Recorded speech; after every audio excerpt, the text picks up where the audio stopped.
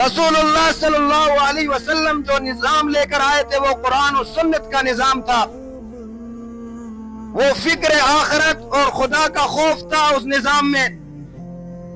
آج کے معاشرے کے اندر اگر ہم نے ختم کرنا ہے قتل و قتال کو، ہم نے یہاں سے فسادات ختم کرنا ہے، ہم نے اپنے معاشرے کو پاک معاشرہ بنانا ہے، تو پھر اس نظام کو نافذ کرنا ہوگا۔ ریاست حکومت امن قائم کرنے کے لیے فوجیں تیار کرتی ہے، امن قائم کرنے کے لیے پولیس تیار کرتی ہے، امن قائم کرنے کے لیے رینجز تیار کرتی ہے،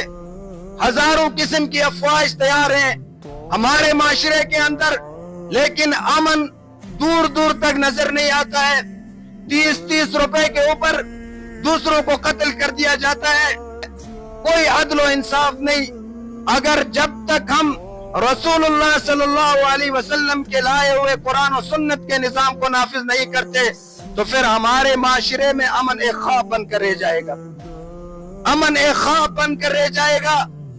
جب تک